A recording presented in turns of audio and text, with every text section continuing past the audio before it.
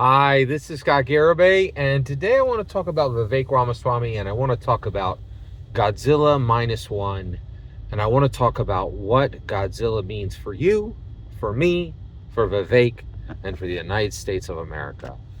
I just finished watching Godzilla minus one. I saw it on November 29th. It was like an early release in America. Godzilla Minus One is a Japanese release of a current Godzilla film. So America loves Godzilla. We have launched, there's currently a fantastic series of Godzilla movies that are happening right now in America under the Monarch banner. And I remember the American Matthew Broderick Godzilla, which was absolutely fire. Like, I think it was very, very good. But then again, I've never met a Godzilla movie I didn't like. I'm a huge fan of Godzilla. By the way, I'm sorry. Before I go a step further, spoilers for Godzilla minus one right here. All right, so an absolutely astounding film. 5 out of 5 stars. I cannot recommend it high enough. But I want to talk about, what does Godzilla mean? Like, what does he stand for? What are we dealing with when we talk about Godzilla, right? And and I saw this film, and it's a movie about destruction. It's a movie about a destruction that arrives suddenly. It's a movie about a destruction that feels unstoppable, right? Just a ravening force of destruction arriving suddenly, terrifying, and sporadically causing losses to many, many, many groups of people, right? And it is a force of destruction that brings a hopelessness around it, right? And it is the most personal thing to Japan, right? Like, Godzilla is their baby, right? Godzilla was born in Japan, and he swam over to America. We love him here, right? But the reality is, Godzilla is very much, birthed by Japan. And when you realize that, right? When you realize that Godzilla is this incredible, thing, you have to put some thought around, what are you looking at when you look at Godzilla. And so I before I get into this and talk about the American interpretation of Godzilla, I just do want to recognize that for us it's a second tier meaning, right? But for Japan, Godzilla is extremely important, and it's extremely important and and valuable to them, right? And it's secondary value to us, right? But there's still an incredible meaning and incredible purpose around Godzilla. So I want to acknowledge that before I go a step further. But what does Godzilla mean for America? So first of all, the reason we go to Godzilla movies is to process this knowing that in this life destruction can arrive quickly, right? And it can be overwhelming, and it can be difficult to understand, right? But more than anything else, often the source of destruction never intended the destruction, is not intentional in its destruction, and may have never set out to destroy. I think that's one of the things that is really really strikes me, is when I look at this film, I'm like, okay, I want to understand what I'm seeing here. I want to process this, right? So let's dig into what we're really looking at here, right? And I think, our hopes are on Vivek Ramaswamy, and why are our hopes on Vivek Ramaswamy? Because we are in the middle of spontaneous, outrageously forceful, feeling hopeless swirl of destruction. And America's Godzilla is President Joe Biden, right? He fits every parameter of Godzilla, right? He never intended for this to happen, right? In fact, between 2016 and 2020, he knew he would be a force of destruction in the White House, right? When in 2016, when Obama and every Democrat said, take the layup, buddy, right? Incumbency is a thing.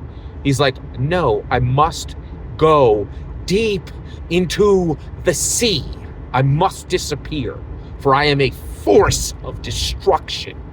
And I will lay away the American dream. I will tear down America's economy. I will make my heat ray, and in its blast, everything will be swept away. He knew he could not lead, right? And then in 2020, he rose out of the sea surprisingly and swept across America and destroyed the economy. He knocked down the building of the egg. Sagar Enjeti on Breaking Points just talked about $11 eggs in America. That's where we're at. $11 eggs in America. $16 McDonald's meals. And Biden knew. He knew he was a gigantic monster that would reap and tear and destroy and stomp the American dream. And he has. He has. He is our Godzilla. He went deep into the ocean from 2016 to 2020, and none of us had to look at his ghoulish face, right? That skull with those teeth, right? And now he comes, and he is the 80-year-old president. He is a promise of gerontocracy, right?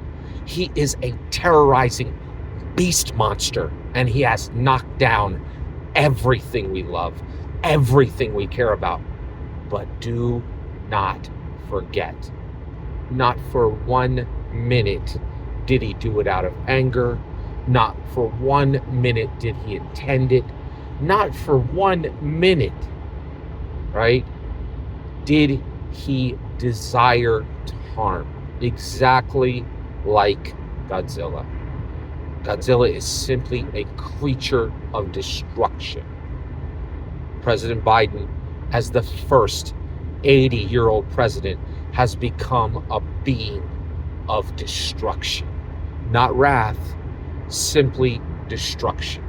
Stomping and sweeping and heat raying, right? Not because he desires to harm, but because he is a being of destruction. And he has brought untold sorrow to this nation. And he needs to no longer be here. He needs to go back into the ocean, right? And unlike in the movie Godzilla -1, we can do nothing to push him back. He has to decide it on his own. He has to turn around, look into the deep sea he lived in 2016 and 2020, and give up the rest of his days and say, I will reap no more destruction on this nation. I will return to the sea. I truly hope, just as Godzilla in many films has said, now I will return to the ocean, that President Biden could spare us another day of his reaping incredibly overwhelming destruction, and that he would go back to the sea. He would choose it and show mercy on the people of this nation, and spare another day of the force of his overwhelming destruction. What should Vivek Ramaswamy do with the knowledge that President Biden has become America's Godzilla? I think he should call Biden personally and has to sit down with him and just say, listen, it's almost a year, right? But you could show mercy to the nation. You could step down and do the right thing and say, America never should have had me as an 80-year-old president, and America never again should have any 80-year-old president, because we cannot think, we cannot direct, we cannot reign. All we could do is destroy. And in that one action, he could be a better man than Donald Trump is being right now, and could call Donald Trump to a merciful letting go. He could lead Donald Trump, and the two of them could go into the deep ocean together. And I think Vivek Ramaswamy would be kind enough to say, listen, spare America another year of your forceful destruction.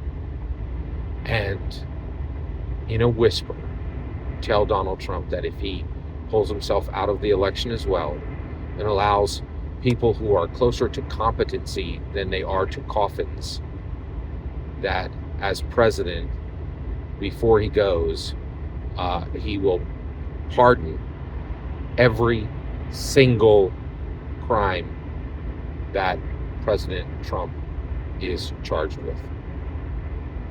That would be a useful action to for Vivek Ramaswamy to take, and in that he could mirror the incredible courage of the kamikaze pilot that was prominently displayed in the film Godzilla -1, who did the right thing and did not sacrifice himself, right, as his desire was, but lived to be with his family and to rebuild his nation.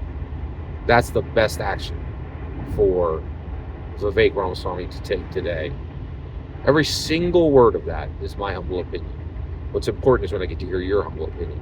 When you get in the comments and send your traffic, please consider liking and subscribing, and have a wonderful millennium.